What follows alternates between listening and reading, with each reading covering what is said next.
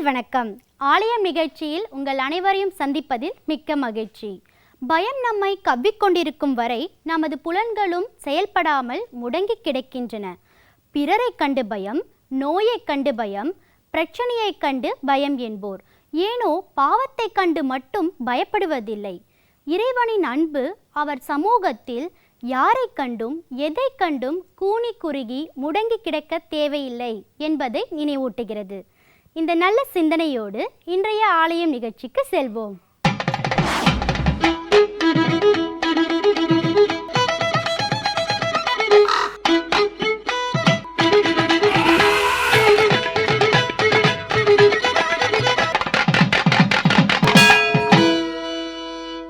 ஆலயம் என்பது வெறும் கட்டிடம் அல்ல, தத்துவத்தின் அடிப்படையில் அறிவியல் கண்ணோட்டத்தோடு எழுப்பப்பட்டவை.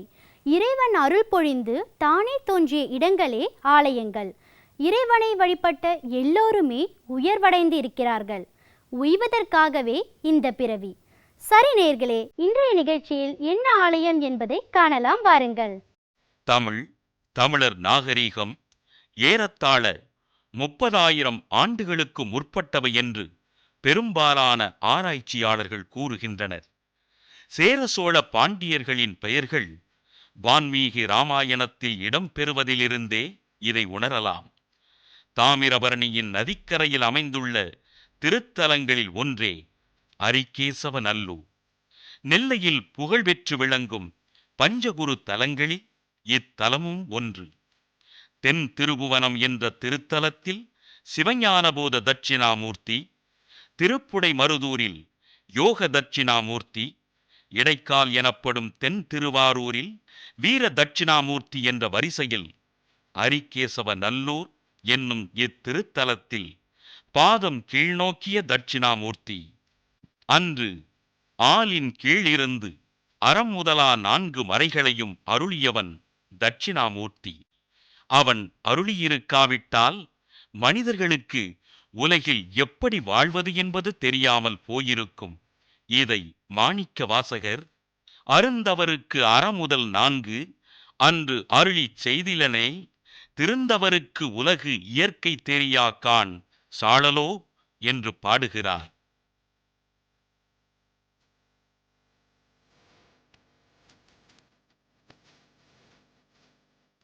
சிற்றூராக விளங்கும் அரிகேசவ நல்லூரில் அமைந்திருக்கும் தெற்கு நோக்கிய சுவாமியும் மேற்கு நோக்கிய அம்மையும் அருள் பொலிவுடன் காட்சியளிக்கின்றனர். ஒரு காலத்தில் உலகத்து நிதிகளுக்கெல்லாம் அதிபதியாக விளங்கும் குபேரன் இத்திருத்தலத்து இறைவனை வணங்கி வழிபட்டு மீண்டும் குபேர பதவி பெற்றதாக வரலாறு சொல்கிறது. குபேரனின் திருவுருவச் சிலையும் இத்திருத்தலத்தில் உள்ளது.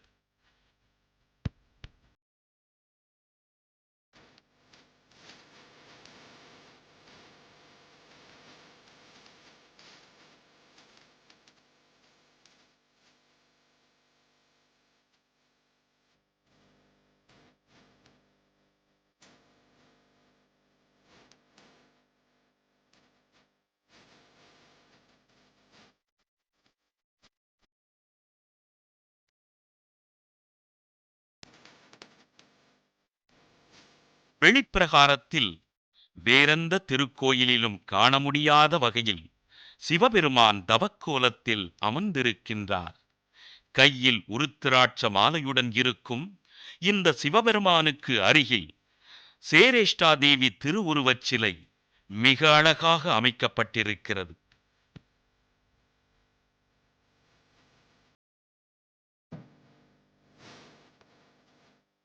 புராணத்தில் சீதேவியின் அக்காள் என கூறப்படும் சேரேஷ்டா தேவி அமர்ந்த திருக்கோலத்தில் ஒரு மடியில் மாந்தியையும் மறுமடியில் மந்தனையும் அமர்த்தியபடி புன்னகை கோலமாய் வீற்றிருக்கிறாள்.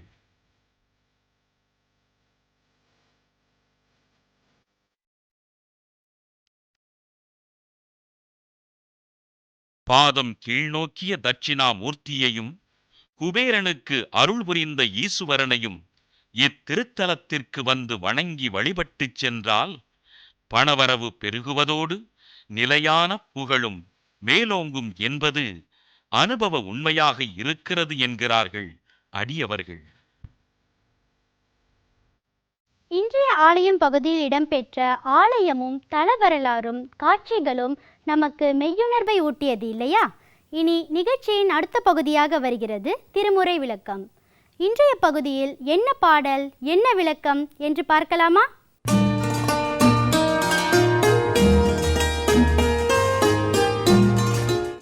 எல்லோரும் இன்புற்றிருக்க நினைப்பதுவே அல்லாமல் வேறொன்று அறியேன் பராபரமே. இன்றைய நிகழ்ச்சியில் நாம் பார்க்கக்கூடியது மாணிக்கவாசக சுவாமிகள் சொல்லியிருக்கும் அபூர்வமான ஒரு விஞ்ஞான உண்மை.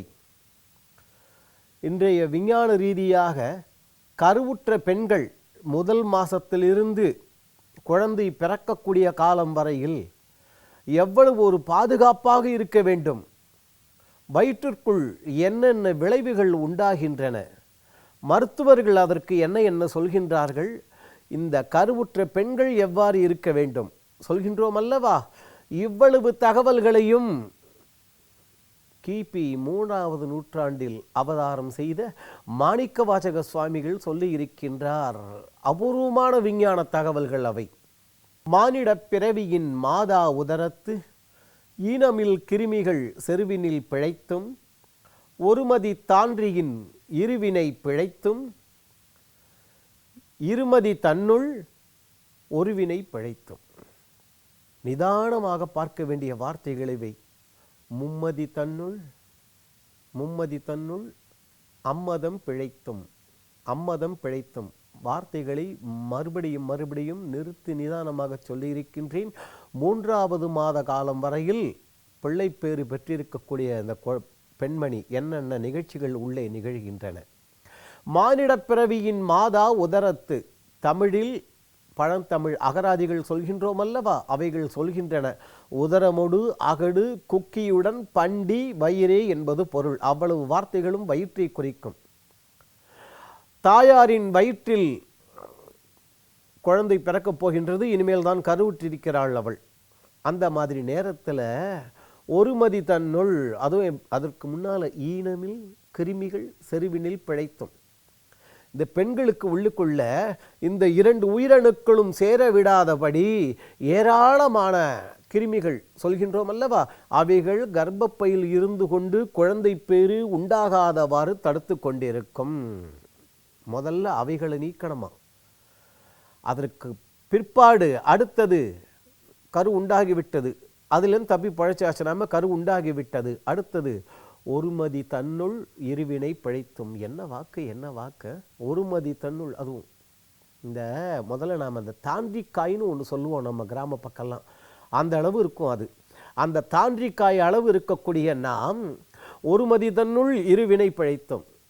தாயாரனுடைய வயிற்றில் கரு உண்டாகிவிட்டதல்லவா, அப்பொழுது ஒரு மெல்லிய தோல் வந்து கருப்பையை மூடும். அது சரியாக மூடாவிட்டால் மயக்கமும் நோயும் அந்த பெண்ணை தாக்கும். அப்படியே தலை சுத்தும், வாந்தி எடுக்கும், மயக்கம் வரும், நோய் வரும். இதைத்தான் அங்கே மாணிக்கவாசக சுவாமிகள் குறித்தார். இருவினை தன்னுள் இருமதி தன்னுள் ஒருமதி பிழைத்தும். இருமதினா 2வது மாதம் என்பது பொருள். வயிற்றுக்குள்ள இருக்கக்கூடிய புழு பூச்சிகள்லாம் அந்த உள்ள இருக்கக்கூடிய கருவை என்ன பாடுபடுத்த முடியுமோ பாடுபடுத்தும். அதிலிருந்தும் தப்பி பிழைத்தாகிவிட்டது. மும்மதி தன்னுள் அம்மதம் பிழைத்தும். அபூர்வமான வாக்கு இன்றைய விஞ்ஞானம் சொல்கின்றது. 3வது மாதம் அந்த பெண்மணி கருவை சுமந்திருக்கக்கூடிய காலத்தில் ஏராளமான மத நீர் என்று சொல்கின்றோம் அல்லவா, அது கருப்பையில் நிறைந்துவிடும். அப்படி நிறைந்து போனால் கருப்பை மெலிந்த பலகீனமான கருப்பை கொண்ட பெண்களுக்கு அங்கே கரு தங்காது, கருச்சிதைவு உண்டாகிவிடும். அதிலிருந்து மீண்டு வந்தாகிவிட்டது. அப்போ என்ன பண்ணணும்? இதைத்தான் மருத்துவரிடம் நாம் போகும்பொழுது பெண் மருத்துவர்கள் சொல்கிறார் அல்லவா, தண்ணி ஜாஸ்தியாக இருக்கு அப்படிம்பார்கள், தண்ணி கம்மியாக இருக்கு என்பார்கள். இன்று விஞ்ஞானம் சொல்லக்கூடிய இந்த தகவல்களை ஆயிரக்கணக்கான ஆண்டுகளுக்கு முன்னாலேயே மாணிக்கவாசக சுவாமிகள் சொல்லி இருக்கக்கூடிய தகவல்கள். இதன்படி நாம் நடந்தால் நல்ல விதமாக பிள்ளைப்பேறு உண்டாகும், மங்களகரமான நல்ல குழந்தைகள் பிறக்கும். 3வது மாதத்திற்கு பிறகு உள்ளே நிகழக்கூடிய வினைகள் என்ன என்ன என்பதை மாணிக்கவாசக சுவாமிகள் அடுத்த நிகழ்ச்சியில் சொல்லக்கூடியதை பார்ப்போம். திருமுறை பாடலுக்கு P.N. பரசுராமன் அவர்கள் சொன்ன விளக்கம் வாழ்வுக்கு வெளிச்சம் தரும் வகையில் அமைந்திருந்தது இல்லையா? இனி நிகழ்ச்சியின் அடுத்த பகுதியாக வருகிறது ஆலய அறிவியல்.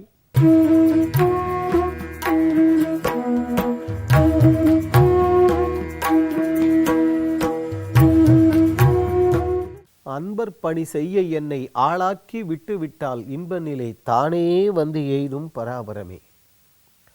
இன்றைய நிகழ்ச்சியில் நாம் பார்க்கக்கூடியது, கோவில்களில் ஏதாவது விழா என்றாலோ அல்லது வீட்டில் ஏதாவது ஒரு தெய்வ நிகழ்ச்சி ஏதாவது செய்கிறோம் அல்லவா, இப்படி மங்களகரமான செயல்கள் செய்யும் பொழுதோ பல பல வாழை மரங்களை கொண்டு வந்து நட்டு வைக்கின்றோம். மாவிலை தோரணங்கள் ஏராளமாக மாட்டி வைக்கின்றோம். இவைகளெல்லாம் எதற்காக, என்ன விஷயம் என்பதை பார்க்க போகின்றோம். இந்த செடி கொடிகள் மரங்கள் இவைகள் எல்லாமே கரியமில வாயுவை ஏற்றுக்கொண்டு பிராணவாயுவை வெளியில் விடுகின்றது. மறுபடியும் சொல்கின்றேன், இந்த மரங்கள் செடிகள் இவைகள் எல்லாமே கரியமில வாயுவை ஏற்றுக்கொண்டு பிராணவாயுவை வெளியில் விடுகின்றது. அந்த பெயரிலேயே எவ்வளவு அற்புதம் பாருங்க. நமக்கெல்லாம் பிராணனாக இருக்கக்கூடிய வாயுவை, காற்றை அவைகள் நமக்கு அளிக்கின்றன. நாம் வெளியில் விடுவது கரியமில வாயு, நாம் ஏற்றுக்கொள்வது பிராணவாயு. இதன் காரணமாகத்தான் மாவிலை தோரணங்கள், தென்னங்குருத்து தோரணங்கள் என்று கட்டி வாழை மரங்களையும் கொண்டு வந்து வைத்தார்கள். காரணம், ஒரு நல்ல நாள் கிழமை என்றால் ஏராளமான பேர்கள் அங்கு கூடுவோம். யார் யார் காற்று, மூச்சு காற்று, என்னென்ன கிருமிகள், என்னென்ன தெரியாது. அவ்வளவு பேர்களுடைய உடம்பில் இருக்கக்கூடிய அந்த வியர்வையிலிருந்து வரக்கூடிய அந்த நாற்றம், அந்த கிருமிகள், இந்த கிருமிகள் எல்லாமே சேர்ந்தால் சந்தேகமே வேண்டாம், பல பல தொற்று நோய்கள் உருவாகக்கூடிய அபாயம் உண்டு. இதன் காரணமாகத்தான் இவ்வளவு விஞ்ஞான வசதிகள் இல்லாத காலத்திலும் முன்னோர்கள் இதை வைத்து வெற்றி பெற்றார். அறிவுடையார் எல்லாம் உடையார், அறிவிலார் என்னுடைய ரேணும் இலர். வள்ளுவர் அல்லவா சொல்லி வைத்திருக்கின்றார் இத்தகவலை.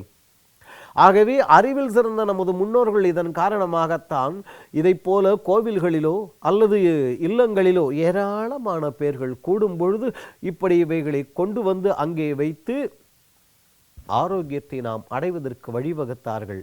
அதிலும் இந்த வாழை மரம் என்பது உண்மையிலேயே நமது முன்னோர்களை நினைத்து நாம் வணங்க வேண்டும், வணக்கம் செலுத்த வேண்டியவர்கள் அவர்கள். முத்தமிழ் காவலர் கியாபே விஸ்வநாதம் என்று ஒருவர் இருந்தார். மருத்துவத்திலும், இந்த 3 தமிழ்களில் மட்டுமல்ல, மருத்துவத்திலும் வல்லவர் அவர். அவர் சொன்ன தகவல், வாழையை பற்றி முன்னோர்கள் காலத்திலிருந்து பார்த்திருக்கிறோம். இப்பொழுது நம் காலத்தில் முத்தமிழ் காவலர் மருத்துவர் அவர் என்ன சொன்னார்னு, வாழை மரம் என்பது அவ்வளவு விதமான ஒரு மருத்துவ குணங்கள் அடங்கியது. வாழையடி வாழை சொல்றாங்க இல்லையா, ஏன் தன்னை அடி தன்னை, பண அடி பண்ணை சொல்லக்கூடாதா? வாழை மரம் மட்டும்தான் அடியில் இருக்கக்கூடிய கிழங்கிலிருந்து நுனியில் இருக்கக்கூடிய இலை வரை அனைத்து பகுதிகளும் அடுத்தவர்களுக்கு உபயோகமாகும். வாழைப்பட்டை, உள்ள இருக்கிற வாழைத்தண்டு, வாழைப்பழம், வாழைக்காய், வாழைக்கச்சல் என்பார்கள். வாழைப்பூ, உடம்பில் சிறுநீரகத்தில் கல் சேராமல் காக்கக்கூடியது வாழைப்பூ. இலை கேட்கவே வேண்டாம், அந்த இலை காஞ்சு போய்விட்டால் கவலையே இல்லை, சருகு என்று சொல்வார்கள். வாழை பட்டையில் நார் எடுத்து பூ தொடுக்கலாம். இவைகள் மட்டுமல்ல, இதை ஒருவனை பாம்பு தீண்டி விட்டது என்று வைத்துக் கொள்ளுங்களேன். பாம்பு கடித்து விட்டது, அவசரமாக தூக்கி கொண்டு மருத்துவமனைக்கு செல்ல வேண்டும். மருத்துவமனை மிகவும் அருகில் தான் இருக்கிறது, 50 கிலோமீட்டர் தொலைவில், மிகவும் அருகில். எடுத்துக்கொண்டு ஓட முடியுமா? அப்பதான் இந்த வாழை மரத்தினுடைய அருமை பெருமை தெரிய வரும்.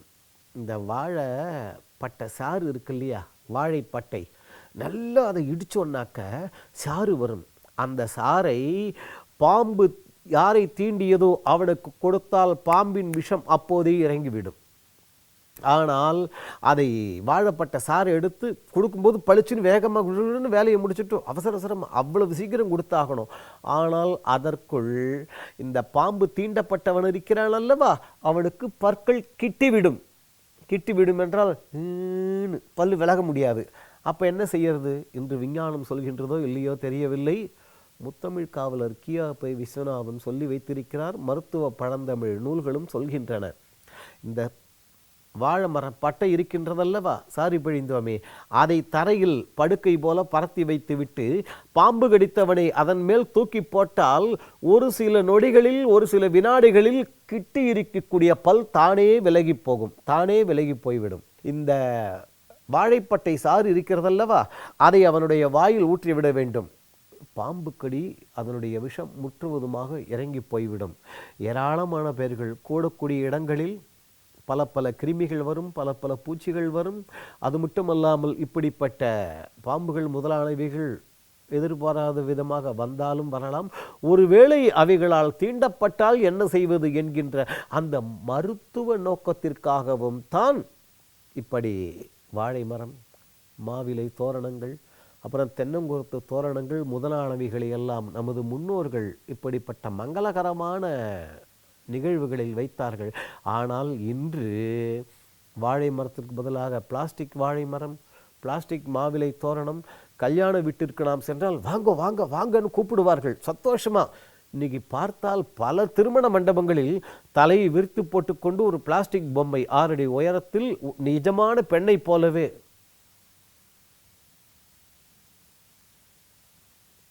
எல்லாவற்றிலும் பொய்மையை கடைபிடித்த நாம் இப்படிப்பட்ட மருத்துவ குணம் மிகுந்த மங்களகரமான செயல்களிலும் பொய்மையை கடைபிடிக்கின்றோம். அந்த கெட்டவைகள் நீங்கி நல்லவைகள் நம்மை அடைய வேண்டும் என்று முயற்சி செய்வோம். நாம் உயர்வோம், அடுத்தவர்களையும் உயர்த்துவோம்.